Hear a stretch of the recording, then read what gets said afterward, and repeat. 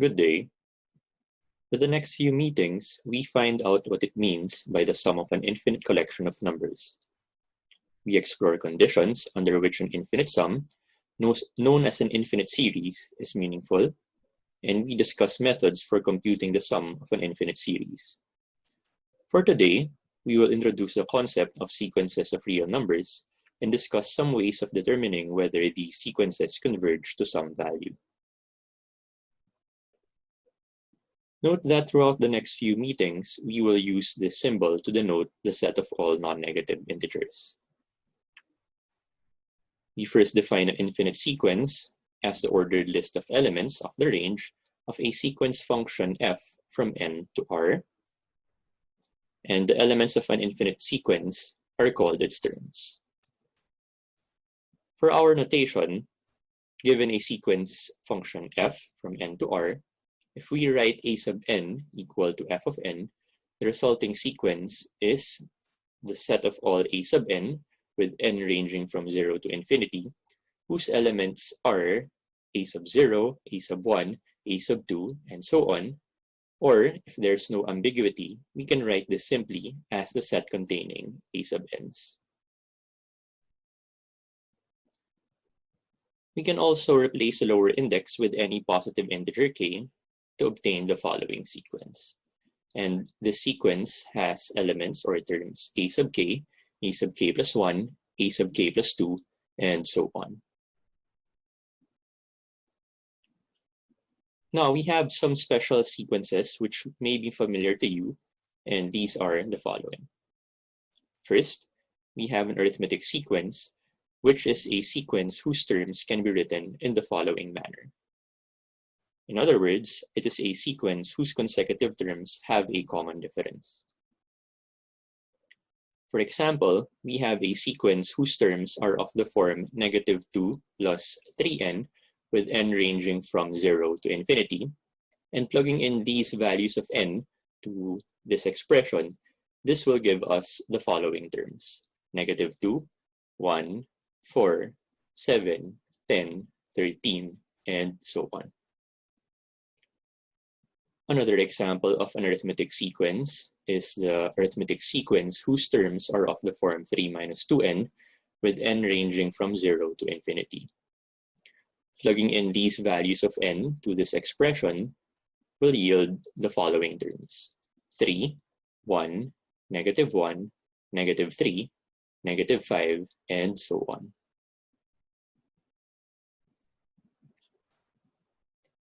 Next, we have a geometric sequence, which is a sequence whose terms can be written in this manner. In other words, it is a sequence whose consecutive terms have a common ratio. For example, we have a sequence whose terms are of the form 3 times 2 raised to n, with n ranging from 0 to infinity, and plugging in these values of n to this expression will yield the following terms. We have 3, 6, 12, 24, and so on. Observe that the terms in this sequence can be obtained by multiplying 2 to the previous term. Our next example of a geometric sequence is the geometric sequence whose terms are of the form 24 times 1/2 raised to n, again with n ranging from 0 to infinity. The terms of this sequence are the following. We have 24, 12, 6, 3, and so on. And if we observe the pattern in the sequence, we can obtain the next term in the sequence by multiplying the previous term by 1/2.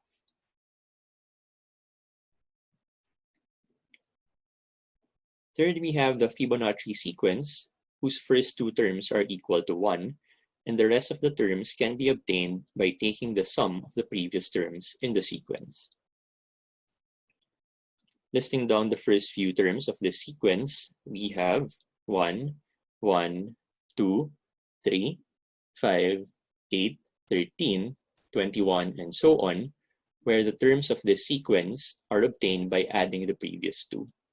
So for example, the third term is obtained by adding the first two terms, The fifth term is obtained by adding the third and fourth terms, and so on.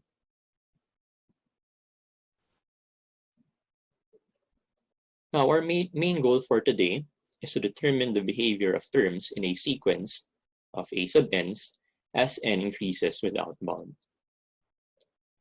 For example, consider the sequence of a sub n's with a sub n equal to 1 over n squared and n ranging from 1 to infinity, with some value shown on the table below.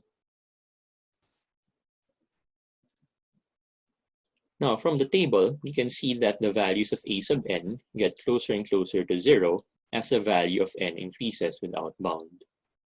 Intuitively, we say that a sub n converges to 0 and that the sequence of a sub n is convergent.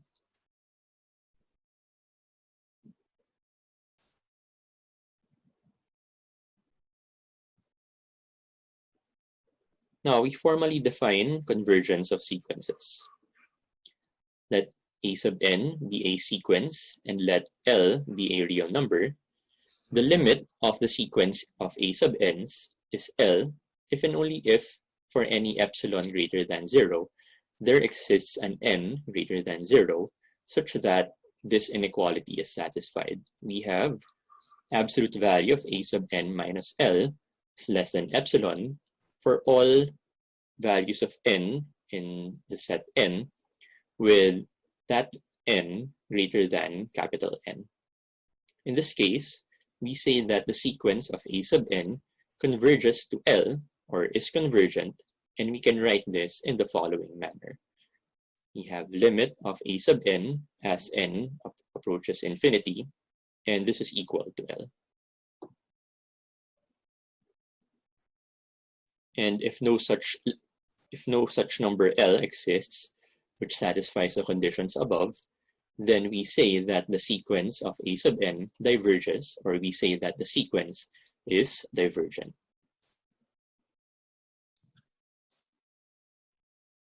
For our first example, we use this definition to prove that the sequence containing the terms 1 over n squared with n ranging from 1 to infinity converges to 0. First, we let epsilon be positive. Now, we want to find a corresponding value of capital N, which may depend on epsilon, that satisfies the definition of the limit. For now, let's leave this blank and we will supply this with an expression later on. Following the definition, for all non-negative integers n, with n greater than capital N, we have absolute value of a sub n minus L equal to absolute value of 1 over n squared minus 0, and simplifying this will give us 1 over n squared.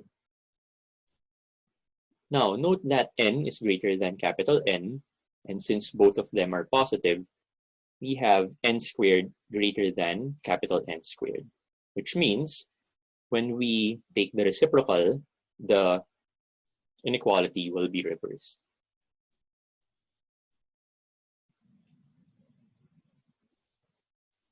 Now, since we want this expression to be less than epsilon, we can take n equal to 1 over square root of epsilon, and taking n equal to 1 over square root of epsilon will give us the following equation, which means the absolute value of a sub n minus L is less than epsilon, which is what we want.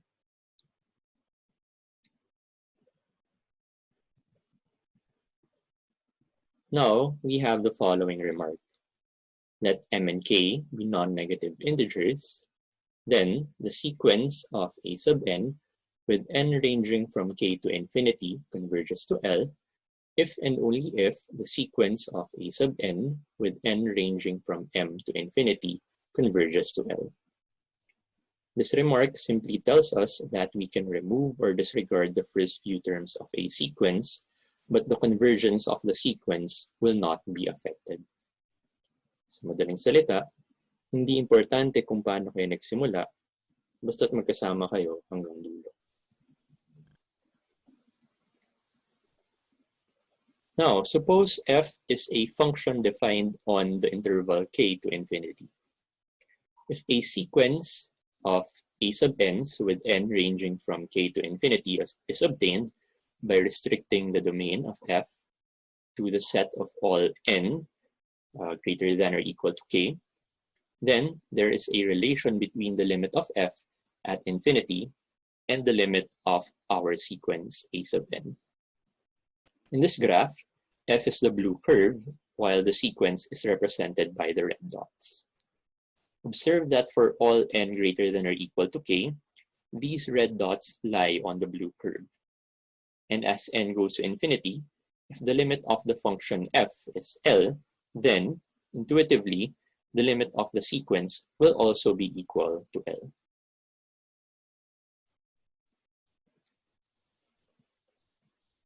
This theorem summarizes the properties that we discussed using the previous graph. Let f be a function defined on the interval k to infinity for some non-negative integer k, and let a sub n be equal to f of n for all non-negative integers n greater than or equal to k. Number one, if the limit of f of x as x goes to infinity exists, then the limit of a sub n with n going to infinity is equal to the limit of the function as x goes to infinity.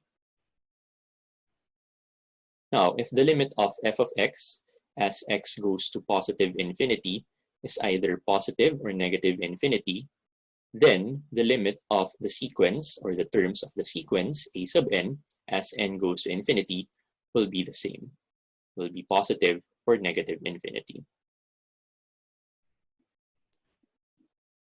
Now, let's go back to our previous exercise and prove this statement using a different approach.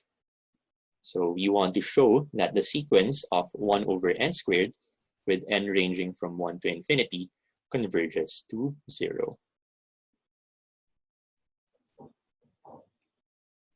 For our proof, we define f of x as 1 over x squared, where x is an element of the interval 1 to infinity. Since limit of f of x as x goes to infinity is equal to 0, and f of n is equal to 1 over n squared for all non-negative integers n, it follows that the limit of 1 over n squared with n going to infinity, or as n goes to infinity, is equal to 0. Therefore, the sequence of 1 over n squared with n ranging from 1 to infinity converges to 0. While both of these approaches are valid, in most cases, it's more convenient to use this approach compared to using the definition in showing convergence of a sequence.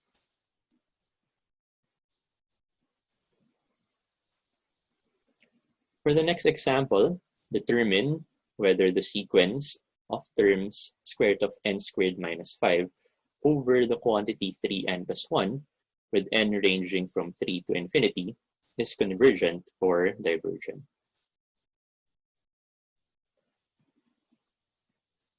First, we let f of x be equal to square root of x squared minus 5 over the quantity 3x plus 1, which is defined on the interval 3 to infinity.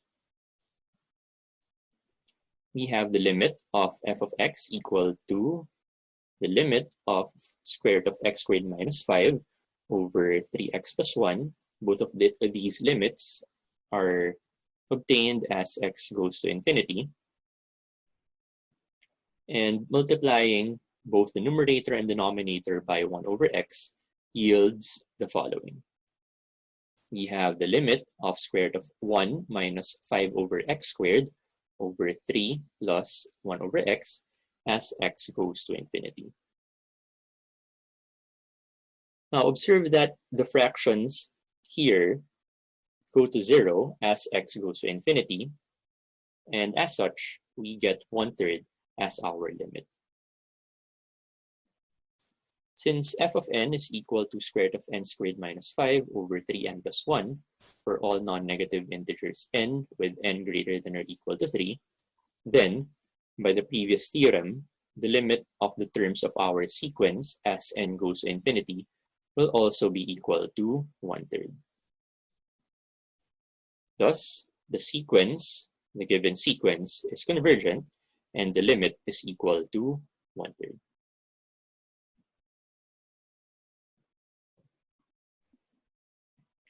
In this example, let's determine whether the sequence of terms e raised to n over n, with n ranging from 1 to infinity, is convergent or divergent.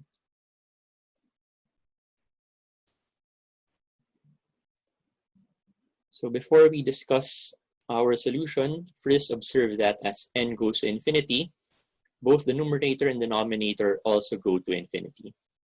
However, the numerator is exponential, so it increases faster than the denominator. This tells us intuitively that the limit of the sequence is infinite. So let's verify that this is indeed the case. For our formal solution, let f of x be equal to e to the x over x, where x is an element of the interval 1 to infinity. Then, the limit of f of x as x goes to infinity is equal to the limit of e to the x over x as x goes to infinity. And applying L'Hopital's rule, we take this limit of the quotient of the derivatives as x goes to infinity, and this gives us the limit of e to the x over 1 with x going to positive infinity. Evaluating this limit gives us positive infinity.